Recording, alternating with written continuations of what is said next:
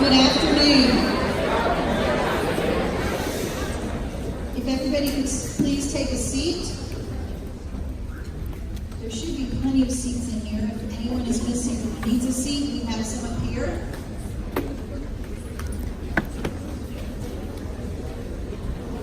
Good afternoon. My name is Susan Moriarty, and I am the Executive Director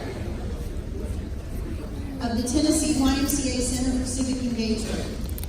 And it is my pleasure to have you all here this afternoon for our 2019 Volunteer Gubernatorial Debate.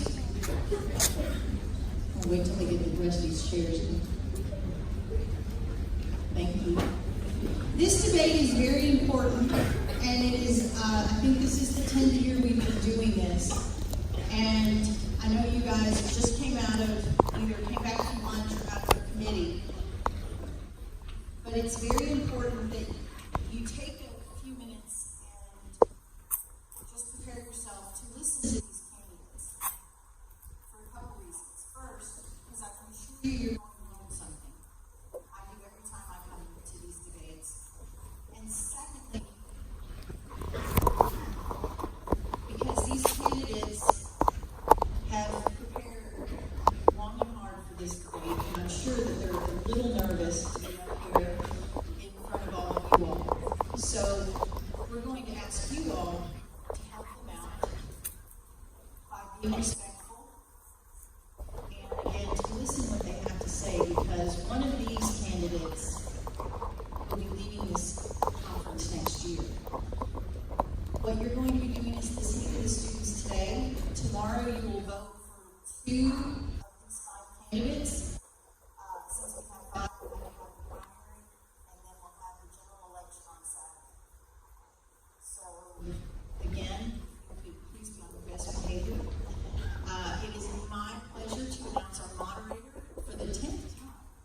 Ben Hall with the CBS affiliate here in Nashville, News Channel 5, has been our moderator for the volunteer debate since its inaugural one. And we're thrilled to have him. We've changed the time, so we appreciate him getting out of work a little early, or coming over a little early to do this. But, so with that, I'm going to turn the mic over to Ben Hall. Thank you.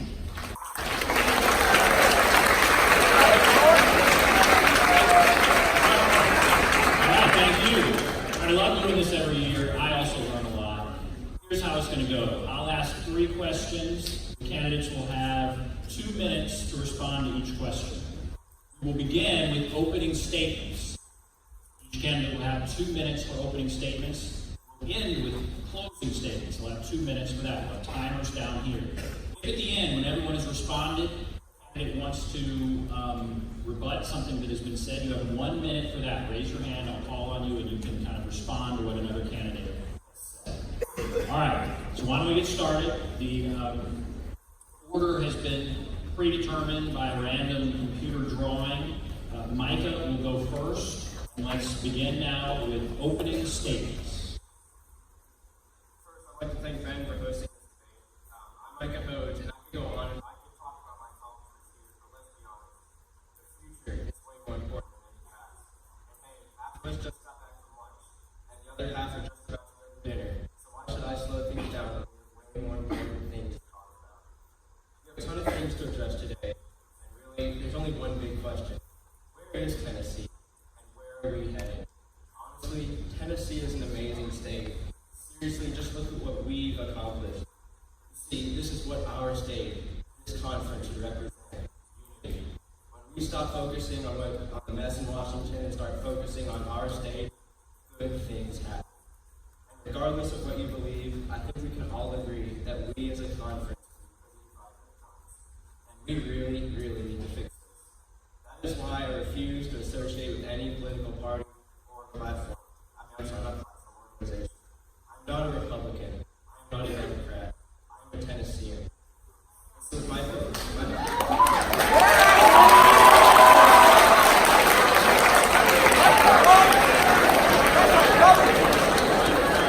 Questions asked today have nothing to do with partisan solutions. I'm not proposing any agenda. We all have different opinions and ideas, but one thing we have in common is this state. I understand this, and that's why as governor, that would be my mindset. Unity through Tennessee. All right, thank you. All right. Let's not applaud. I'll give you a chance to applaud at the very end. Don't react, no matter how much you love what they're saying. And you can react at the very end. Let's go now to Jack Keith. 2 minutes for your opening statement. My name is Jack Keith, and I'm also a Tennessean. I'm running to be your 67th. I believe that this conference is a place where we can work together to find real solutions to real issues. What I mean by this is the vast majority of you who are here for this conference aren't here to stubbornly stand by any political party or ideology. No matter what. You come here to learn about and combat the issues facing our state, and have fun while doing that. And that's one of the things that I love.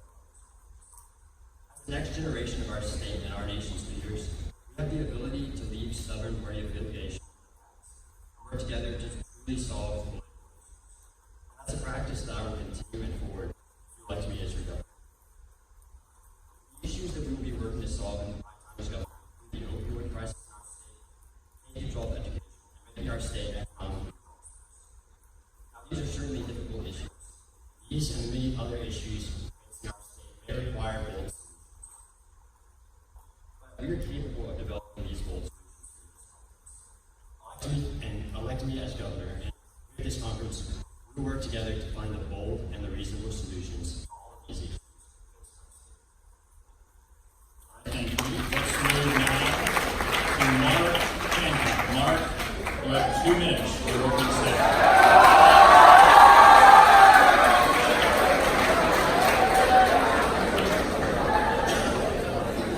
Hello, my name is Mark Hancock, and I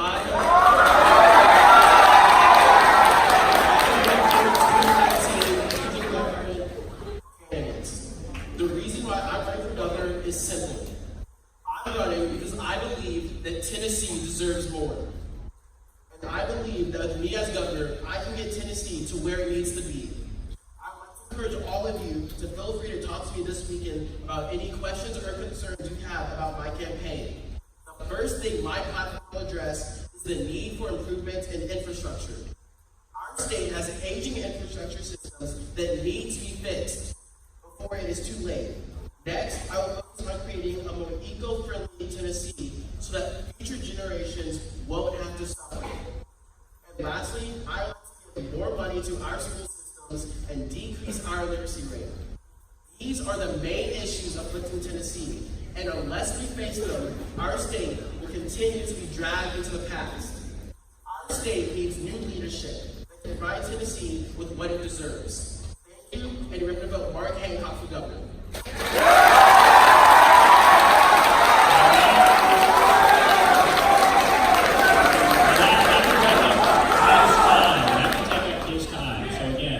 Hold your applause. All right, let's go next to Andrew McLaren. Andrew, 2 minutes. Man, that was a tough act to follow. But hey y'all, I'm Andrew McLaren, and I'm running to be your next governor. You may have seen me hanging over by the stairs, passing out buttons. A question I've received a lot is, what do I stand for? Fundamentally, I stand for liberty. I believe every citizen has rights. Rights given by birth, that the government's sole purpose is to protect.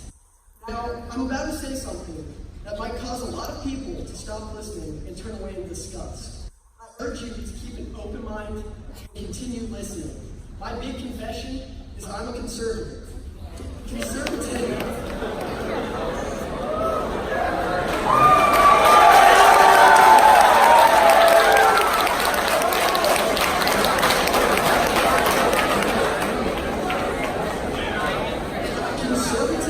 has certain stigmas in our day and age. I, however, will classify myself as an economic conservative and more of a social liberal. I believe in complete economic freedom and complete social freedom for all Tennesseans. I believe in the value of personal responsibility. I, however, don't believe in an impossibly small government. Sometimes a government is a necessary vehicle of social change. Now that I've technically covered stuff that seems pertinent to you, I'd like to plug my campaign Instagram, @McLaren4Gov, F-O-R, not the number. And I would also like to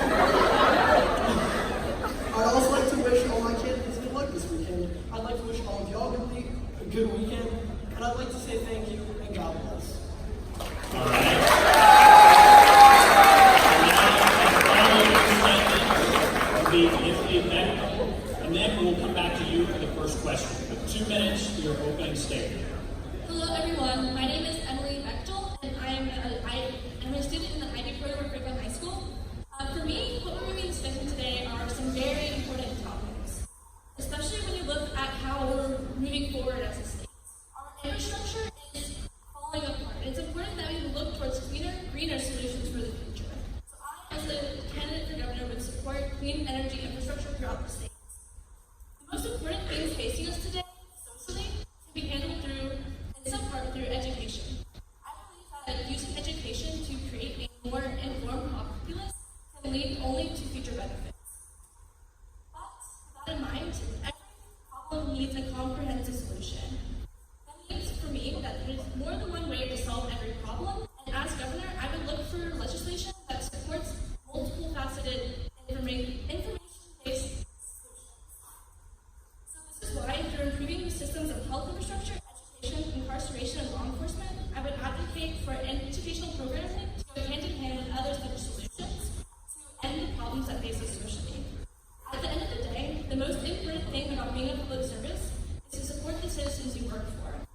I believe that democracy can only be successful if the populace who is voting is educated, which is why I very strongly believe in education reform in all aspects of civil society.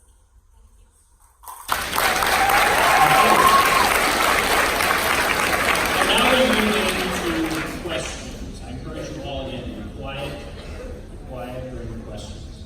I'm going to ask 3 questions. We'll start with Emily, then go to Jack, Mark, Andrew, and Micah.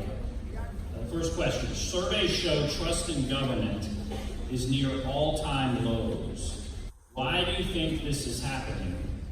And what can you do as governor to change that? We'll start with Emily Becker. Thank you for the question. So it's important that government can be honest with people. For too long, have we subscribed to a system that is run by the idealistic capitalist people. They look towards only making profits and exploiting people who are hardworking and looking to better their lives. Although we live in a society that is capitalist and for the most part functions well in it, this has led to the exploitation of too many working class people. By demonstrating more support for the workers and people and looking for whatever ways we can bring more work, more jobs, and more businesses in Tennessee, and also put in restrictions on how much raising the minimum wage and other such things that show support for the people over support for big businesses, I believe that I, as governor, could improve the way that the government is seen by the people.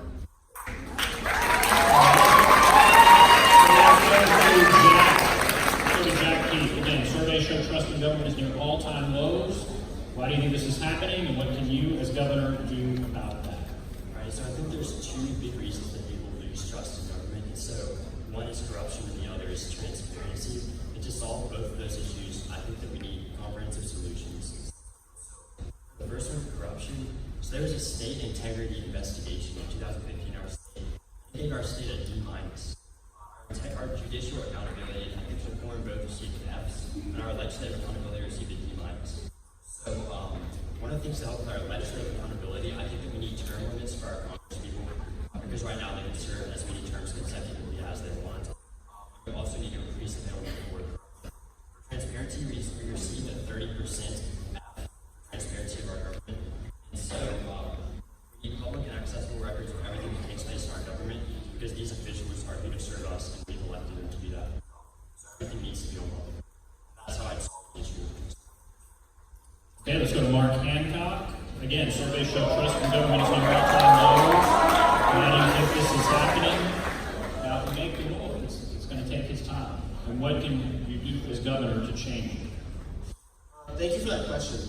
This millennium has been plagued by government skepticism and distrust. I will take 4 steps to make a more transparent government. First, the government will grant citizens more access to essential information. This includes publishing spending data where we will be letting our people track how we are spending their tax dollars.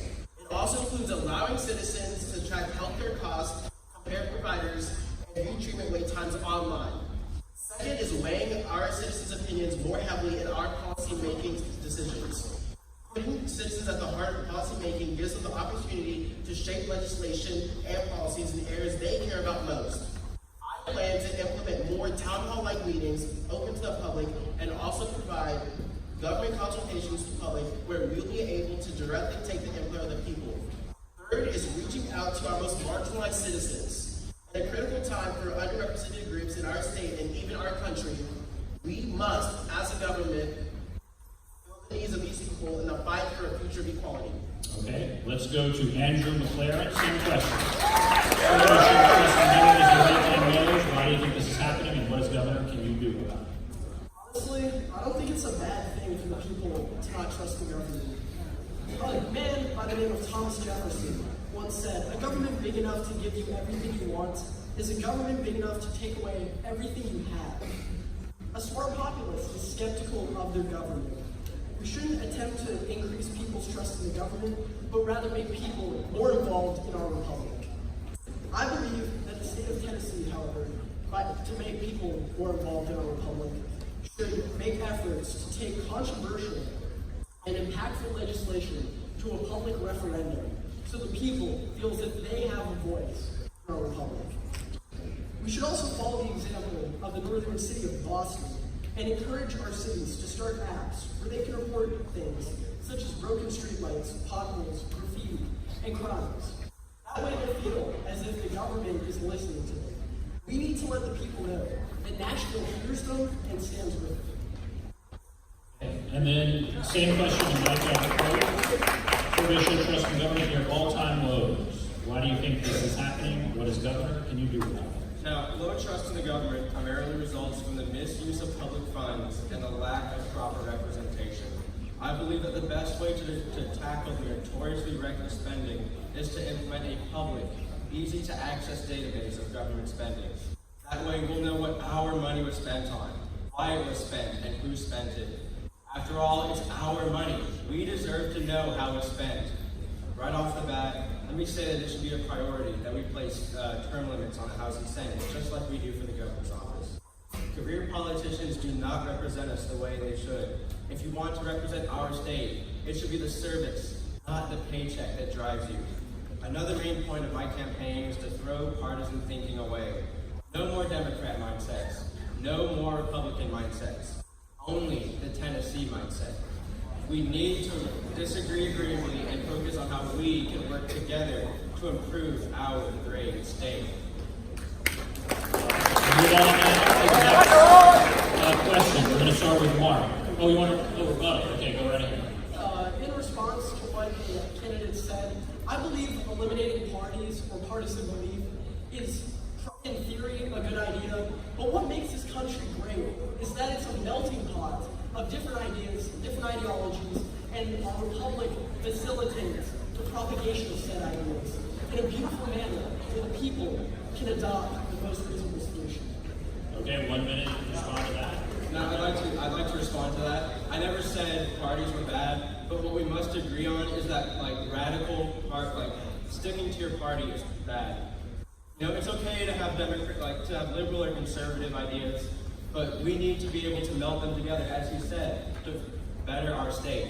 We can't stick to all conservative or all liberal, because that way we just wind up like Washington where we can't get anything done. That's not good. This is Tennessee. We can get stuff done here.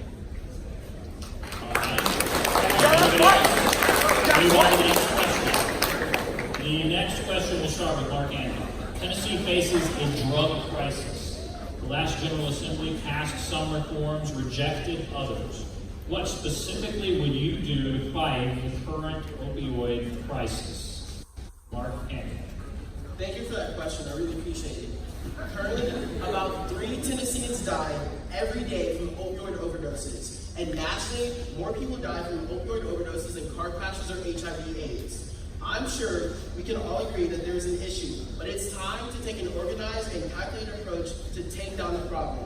There are 2 main facets of my approach on tackling this issue: prevention and response. Starting with prevention, I propose that Tennessee implement a prescription drug monitoring program, or PDMP. These are electronic databases that track all prescription drug usage and throughout our state. This identifies possible addiction by monitoring drug timelines, holding both the doctor and patient accountable. Even more, we need to slow down the distribution of opioids from a doctor's standpoint. My second response is to allow for an accurate response to the treatment. However, over the past few decades, a drug called naloxone, an overdose reversal treatment, has increased across America. Tennessee has taken a few steps to increase access, but there are some major shortages. I believe we need to implement this more in Tennessee. All right, thank you. And now we're getting 2 minutes, right? 2 minutes? So 2 minutes to answer each question. Emily Bechtel, Tennessee faces a drug crisis. The last General Assembly passed some reforms, rejected others. What specifically would you do to fight the opioid crisis? Thank you for the question. So Tennessee, I believe, is on the right path towards effectively addressing the opioid crisis. Stricter guidelines have been created and even more restrictions will come into play even this year in July. However, I believe this would be improved in a couple of key ways. First, by continuing to allocate money to government programs focused on treating addiction and improving the system through which patients are treated. There are many systems already in Tennessee that work towards addressing this issue, and that's a very important aspect I believe we need to keep supporting. Second, I would advocate for continuing to support law enforcement efforts fiscally and improving the ways law enforcement can track and address drug trafficking in and out of the state as well as distribution. We can hit the problem at its external source and move towards ending the pathways through which drugs enter the state of Tennessee. And finally, I would support the implementation of a public education campaign. By developing a system through which the populace can be informed about the reality of the problem to a greater extent, the problem can be addressed at its core in each separate society. This education campaign would include more detailed school presentations, advertisement, and announcements at public health facilities, and include public forums in each city to where populace can be more educated about the true dangers facing them. All right. We'll move now to Micah Pogues. What specifically would you do to fight the current opioid crisis? My grandmother, I call her Gran, I was saying, Gran always said that honey attracts more flies than vinegar. If we scare away our addicts by threatening criminal charges for their medical conditions, they won't just, bam, addiction dropped. No, addicts need our help. My county has a program where if you're charged with possession of drugs, you can enter a 2-year work release program.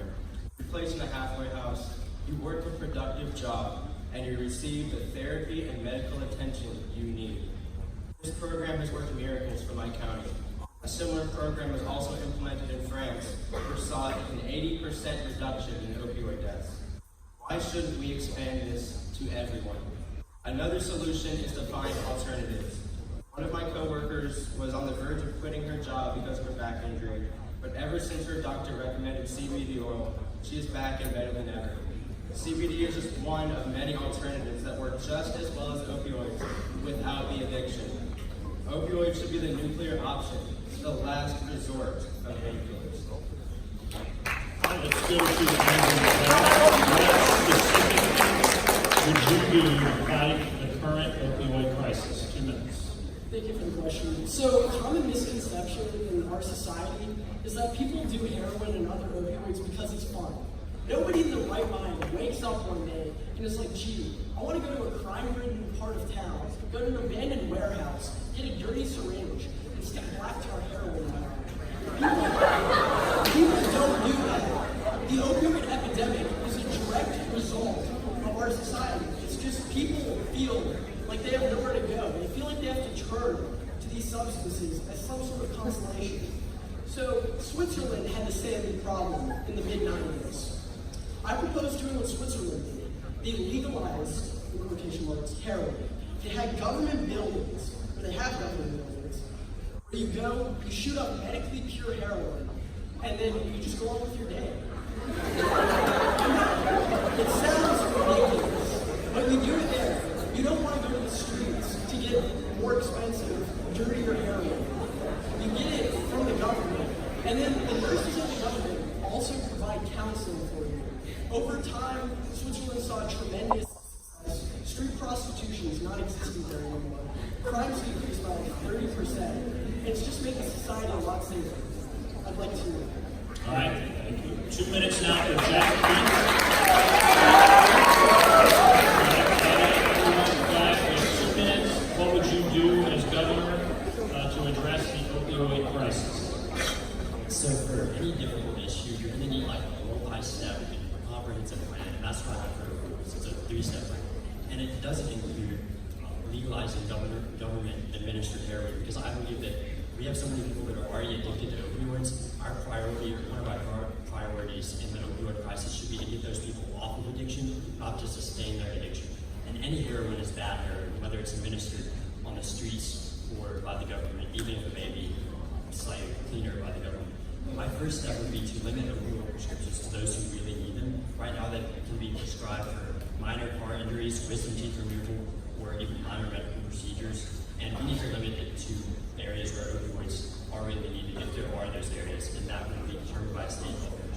Next, we need to explore medical alternatives. I think that legalizing medical marijuana for this purpose is something that we can have a serious discussion about. There are also other alternatives from the American Addiction Center, which include neurostimulants. And then we need to aid our rehabilitation centers in our states so that we can get people who are addicted to not take more heroin, but to get to rehabilitation centers and to get off of opioids. All right. Does anybody want to use their 1 minute? All right, go right ahead.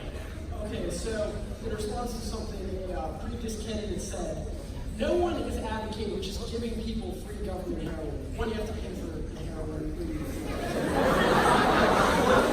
It shouldn't come by a healthcare plan. But also, the problem with people quitting heroin is they almost always relapse because you don't change the underlying issue. If you have the government doing it, you're going to go in there, you're going to get your fix, and you're going to have the problem that's making you turn to heroin in the first place solved. Okay, 1 minute. So, first of all, I don't think that selling heroin from the government is much better than giving it away for free. But also, I believe that when it comes to getting these people off opioids, there is a way to do that instead of sustaining their addiction. And so my way to do that is actually aiding them in getting to rehabilitation centers. And so to do that, rehabilitation centers have a 30-day program across our state that has been extremely successful in ending people's opioid addictions. And so to provide funding for their first 30 days in that program has extremely high success rates. And I think that's something we should implement in order to get people off opioids. Okay. Yes, you'd like to. I believe that we're looking at this with too much retrospect. Yes, we need to deal with and help people who already have opioid addictions, but we also need to look towards helping those who might have a greater probability of developing this sort of addiction before they can. We need to look towards getting information out more widespread. I don't believe this problem receives enough attention in the news or in schools or in education in general. If we are to find a way to spread this information to the populace and let them know this problem is going on, we can have a greater influence on the society as in a whole. Opioids are a huge problem, especially now, and it's growing with the rise of generations. So if we can hit generations when they're grown, when they're becoming adults, before that they have the chance to get these addictions, I think we can stop the problem from continuing into the future. But I do agree that retrospectively we need to be focusing on programs to help people who are addicted. Thank you. Okay. All right, we're going to move on now to the third. This will be my final question. Then we're going to have 2 minutes to close. And the question will go to Andrew McLaren first. But here's the question. You've received several topics to kind of look over. So pick any topic. It could be one on the list or some other topic, and discuss why you think it's important, and tell us how you would address that issue as governor. And again, so now you kind of get free range here. Pick a topic. Why is it important? How we will address it as governor, and we will start with Andrew McLaren. Thank you very much. So I think one of the greatest problems in our society, especially for young people, is education. The American education system is one of the best in the world, but it's also deeply flawed. The primary thing I'd want to do if I was governor is eliminate standardized testing. TM Ready, TCAP, even though I was governor, just standardized testing, like the ACT, I think that's a necessary evil. The SAT is a necessary evil. But standardized testing that reflects scores where people just bubble in random answers. And it reflects poorly on you, it reflects poorly on your teacher who can lose your job over it. I think that's like the modern day equivalent of teaching like 100 grades, or like all the grades, in one schoolhouse. Like people in 20 years are going to look back on this and be like, what's up? Why? So another thing I wanted to highlight is I know all you hear about in like the news today is STEM education, how STEM's the future, but I feel like that's tunnel vision. You're only focusing on half of the people. I think also the government should prioritize arts education. Usually for STEM programs, arts education suffers as a result. I think we should put art back in the classroom, we should put music back in the classroom, we should put acting back in the classroom, and yeah, thank you.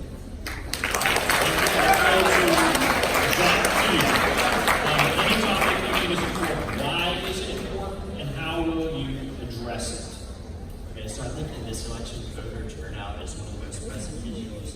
So voting is like the cornerstone of our democracy. Without voting, you don't have a democracy or a republic like we have.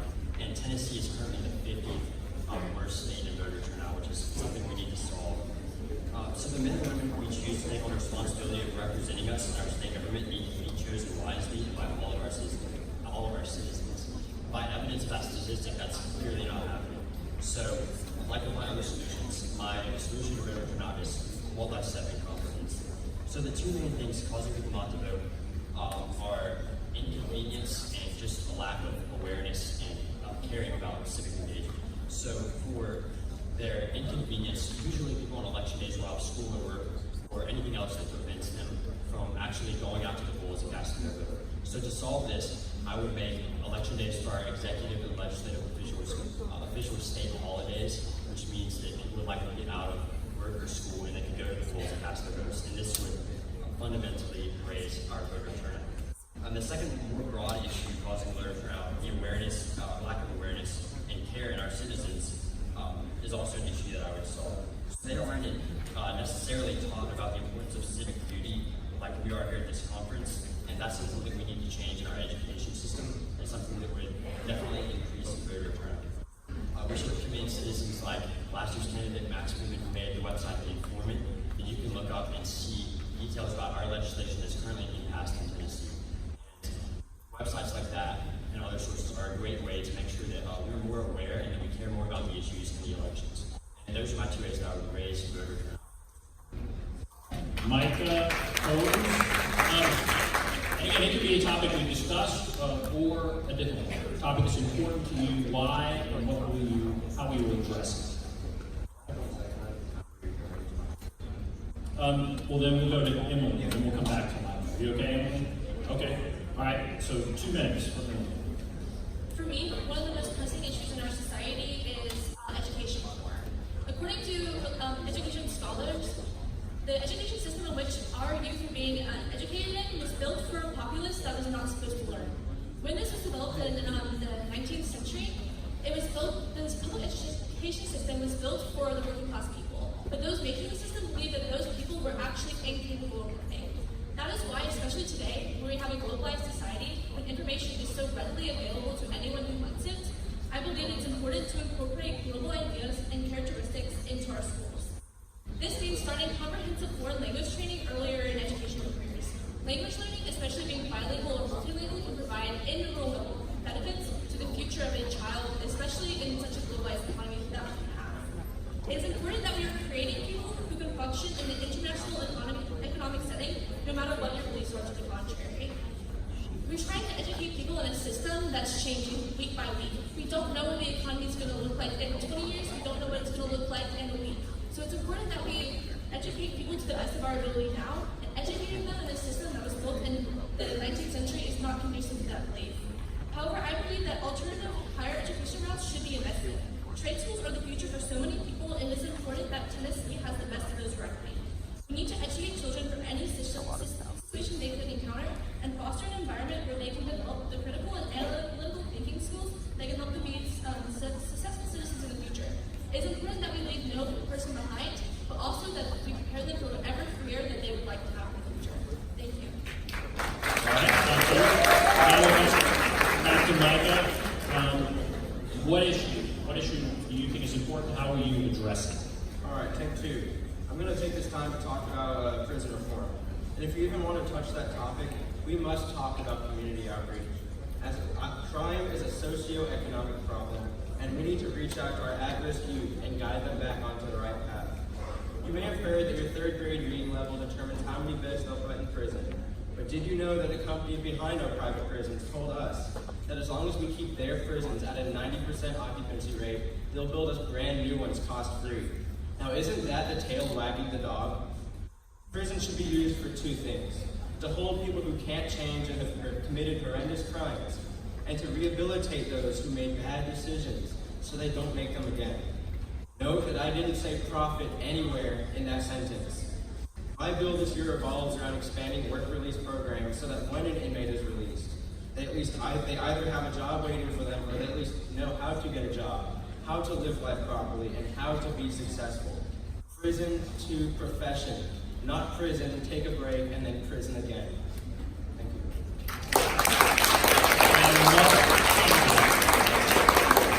What issue is important to you? How will you address it? An issue that's important to me is healthcare. Healthcare is a keystone issue in my platform and personal life. At the age of 6, my mother was diagnosed with aggressive breast cancer and had to go under hours of chemo radiation. With the hundreds of medical bills that precede her treatment, I can only imagine what it would have been like for people to go through cancer or other serious diseases without proper healthcare. My first plan is to expand TennCare to ensure that all Tennesseans have access to affordable healthcare. The inability of Tennesseans to expand healthcare is simply wrong. I believe that our state should choose to fix this immediately. We should use federal funds to qualify any family under the established poverty line for government-funded healthcare while continuing to subsidize care for children, pregnant women, and elderly as we do now. Not only will we see millions of livelihoods increase, but expanding TennCare would mean an exponential economic growth in the healthcare sector. Finally, with the United States being the only country that does not require paid maternity leave, my administration would urge the passage of legislation to require at least 1 month of paid maternity leave. This would ensure that new mothers are able to sustain their Social Security while caring for the expensive needs of newborns. Under the Hancock administration, healthcare would no longer be an issue.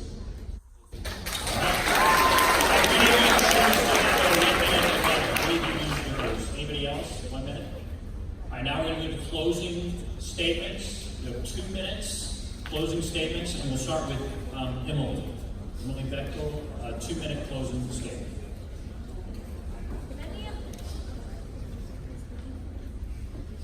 Many of the solutions discussed today view these problems as permanent. None of the problems we discussed today are. Each solution needs to be addressed at all stages. We cannot just look at the present to solve a problem. The most important things facing us today can be addressed through educational programs, both through public education campaigns and through public information sharing. This is why through improving the system of health infrastructure, public trust, and education and healthcare, I would advocate educational programming to go hand in hand. At the end of the day, the most important thing a public servant can do is support the citizens and promote democracy. The citizens' well-being should come first. It is the government's job to support them in such a way that they can prepare for the modern world. In conclusion, I would advocate strongly for reforms in each of the areas we discussed today, but comprehensive ones. This is the problem with many of the things discussed. We look at the problem as being permanent, as being something that we can only react to. If we react to the problem, that means there are already victims of it. It's important that we look before the problem, during the problem, and find ways to solve it then. So I would like for us all right now to look towards the future and see what we need to do as a society to ensure there's a future for not only ourselves, but our children and their children. Thank you. A 2-minute closing statement. Tennessee is my home. I was born and raised in this state. I am proud to say that I am a Tennessean. I want to be your governor so I can continue to improve this state that I love so much. The policies I've listed throughout this debate will lead to change that our state needs. By enacting these changes, we will make necessary reform that our state so desperately needs and deserves.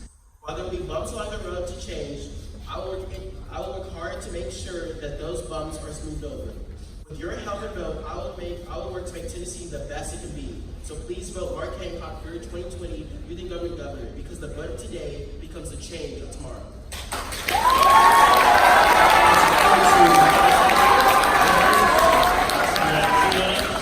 Closing statement, Mike.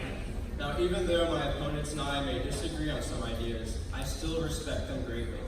I stand strong by what I said earlier. Everyone needs to disagree agreeably, because let's be honest, compromise is not a dirty word.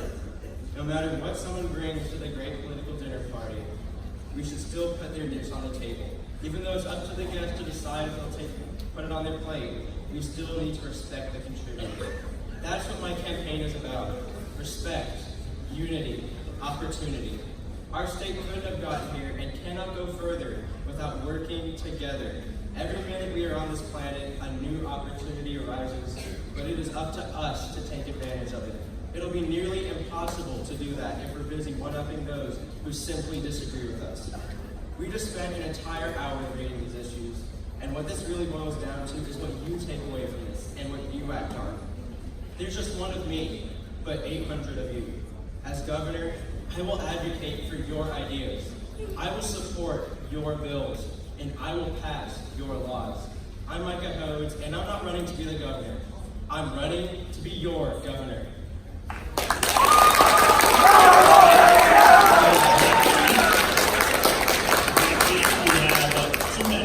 Closing statement. So hopefully throughout the course of this debate, you've gotten a sense of my stances on the issues that are facing Tennessee, and my commitment to solving them. It is my goal to join with all of you to create a new standard for the leaders of our generation. A standard that will get rid of stubborn partisan politics and allow for real, reasonable, and successful solutions to the issues facing Tennessee. While every issue we debated and many more are extremely important, I'd like to highlight three. If elected, we will enact policies to end the opioid crisis in our state.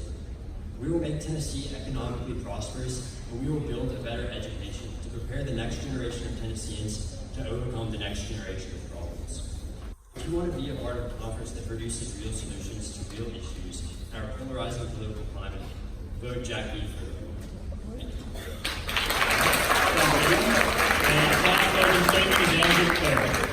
you. 2 minutes. Ladies and gentlemen, thank you very much for your time. I'm going to keep this nice and brief because I see a lot of people slowly dozing off in the crowd. And I get it. I'm sort of dozing off up here. But I just wanted to tell you all, I didn't mean that as any sort of offensive statement to my But what I just want to do is quickly run through all of my platforms. So, to end the opioid crisis, we're going to legalize heroin. To increase public trust in government, we're going to make more transparent government. To end mass shootings, we're going to modify our gun laws. We're going to take away the victim. For prison reform, we're going to outlaw putting minors in solitary confinement. Yes. One platform. Imagine. So we're going to increase funding to the arts. We're going to abolish standardized testing. We're going to enact the Motor Voter Act enacted by Bill Clinton, which will make voter registration tied to your driver's license registration, which should increase us from the 50th spot to maybe at least the 37th. So we're going to have more voting stations, and I think we should make a proportional electoral college system similar to that in Maine. I think the problem with voter turnout in Tennessee is that for as long as any of us can remember, Tennessee's been a red state. There's been no chance of Democrats taking any office. If we make it proportionate, I think more Democrats will turn out, and I think we'll have greater voter turnout. And finally, I'd like to plug my campaign Instagram. McLaren for Governor, F-O-R, or McLaren for Gov. McLaren, F-O-R, G-O-V. Thank you for your time.